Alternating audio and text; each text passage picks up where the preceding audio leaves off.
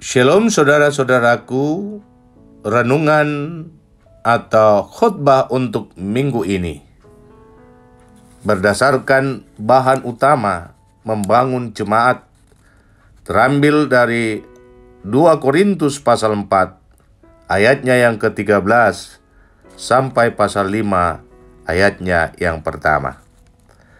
Saya akan membaca Alkitab terjemahan baru edisi yang kedua. Sabda Tuhan demikian. Namun, karena kami memiliki roh iman yang sama, seperti ada tertulis, aku percaya, sebab itu aku berbicara. Kami juga percaya, dan sebab itu kami juga berbicara. Karena kami tahu bahwa Ia yang telah membangkitkan Tuhan Yesus akan membangkitkan kami juga bersama Yesus.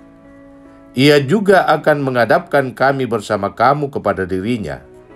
Sebab semuanya itu terjadi karena kamu, supaya anugerah yang menjangkau semakin banyak orang, menyebabkan semakin melimpahnya ucapan syukur bagi kemuliaan Allah.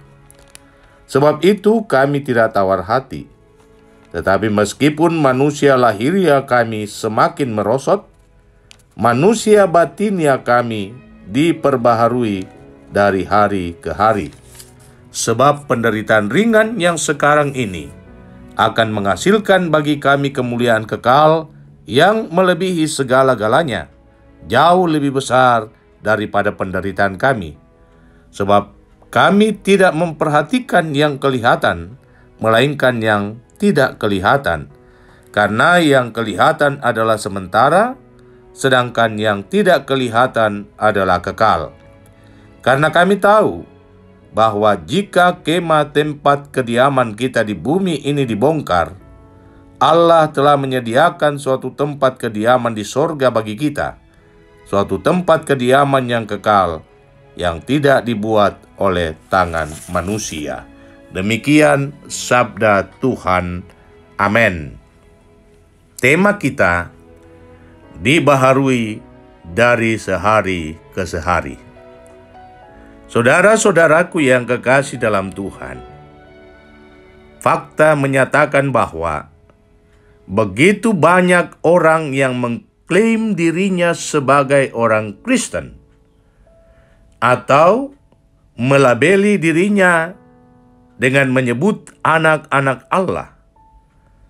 Namun ternyata perilaku hidup mereka dari hari ke hari tidak menampakkan karakter sebagai anak-anak Allah. Hidup mereka tidak jauh beda dengan orang-orang yang tidak mengenal Allah.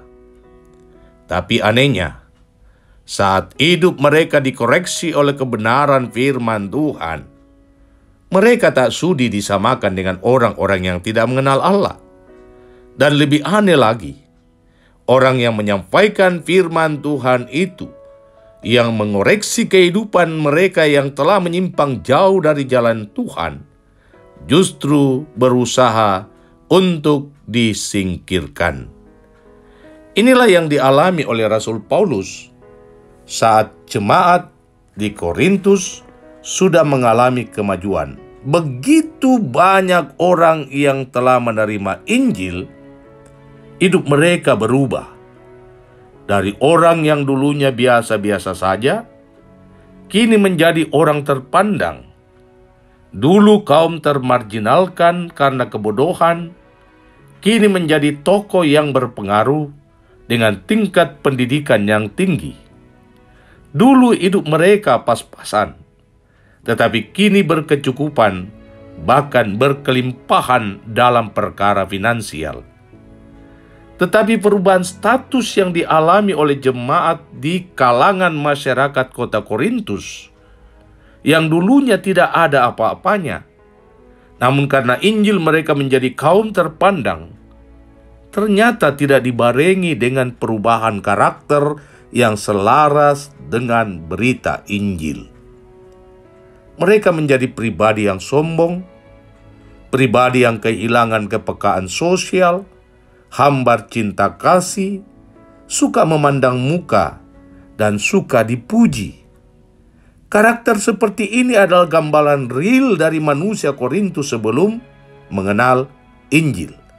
Dan apa yang diperlihatkan oleh warga jemaat di mata Rasul Paulus merupakan dekadensi iman, merupakan kemerosotan iman.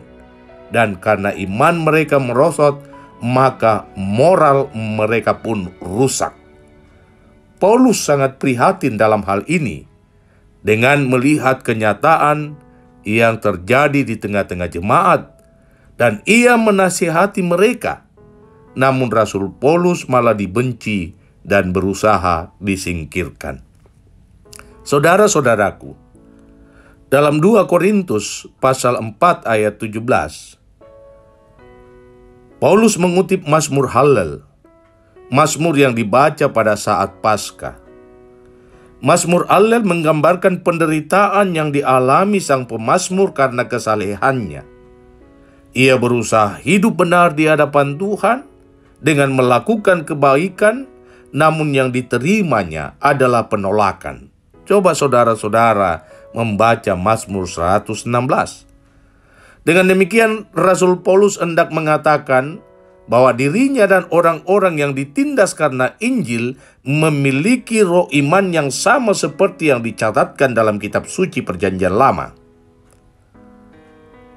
Contohnya, Mazmur 116 ayat 10. Aku percaya, sekalipun aku berkata, aku sangat menderita.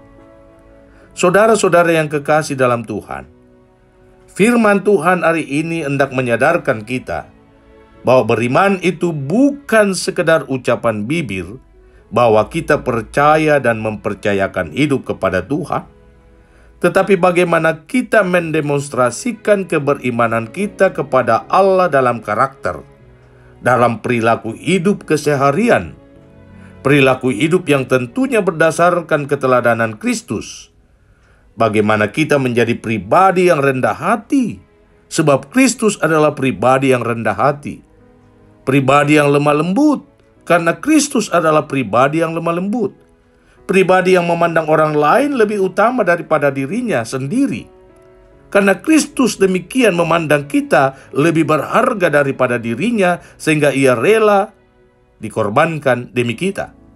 Pribadi yang penuh dengan cinta kasih, sekalipun cinta kasih yang diberikan itu diberikan kepada orang yang tidak layak untuk menerimanya. Nah, firman Tuhan hari ini hendak menyadarkan kita semua, sekali lagi hendak menyadarkan kita, adakah kehidupan kita telah mendemonstrasikan karakter Kristus, di mana iman kita terpancar melalui perbuatan.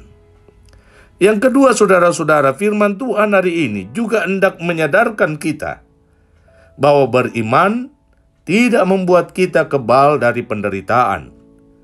Ketika saudara semakin tekun percaya kepada Tuhan dan berusaha melakukan apa yang dikehendaki Tuhan, hal itu tidak menjamin bahwa dunia serta-merta menyambut saudara. Justru sebaliknya. Bisa saja saat saudara menyatakan karakter yang rendah hati, akan ada saja orang yang menilai salah saudara. Ketika saudara berbuat baik kepada sesama, ada saja orang yang menilai saudara mencari muka, mau dipuji, mau disanjung. Ketika saudara mengulurkan tangan kepada kaum lemah, ada saja orang berkata bahwa saudara melakukan itu karena ada udang di balik batu. Tetapi berdasarkan firman Tuhan hari ini, saya mau menegaskan, jangan pernah berhenti untuk berbuat kebajikan cuma karena orang menilai salah perbuatan saudara. Ingatlah bahwa ada waktu hidup di dunia ini akan berakhir, dan setiap orang akan menerima upah dari apa yang telah diperbuatnya. Dan Rasul Paulus menyadarkan kita akan hal tersebut. Jika kita menginginkan kediaman yang abadi bersama dengan Allah dalam kemuliaan, maka maknai hidup saudara selama masih mendiami kemah yang fana ini di bumi dengan segala perbuatan kebajikan. Tentu tema kita hari ini berbicara tentang pembaruan. Apa yang harus kita baharui dari hari ke hari? Itu menjadi pertanyaan penting. Yang kita baharui adalah karakter kita, perilaku hidup kita, budi pekerti kita berdasarkan firman Tuhan. Tinggalkanlah cara hidup saudara yang lama, cara hidup yang bertentangan dengan kehendak Allah, dan belajarlah untuk taat dan setia hidup sesuai keteladanan yang telah ditinggalkan Kristus bagi kita. Berusaha menjadi pribadi yang rendah hati, hidup menjadi berkat bagi orang lain, dan menyenangkan hati Tuhan. Tuhan memberkati saudara. Haleluya. Amin.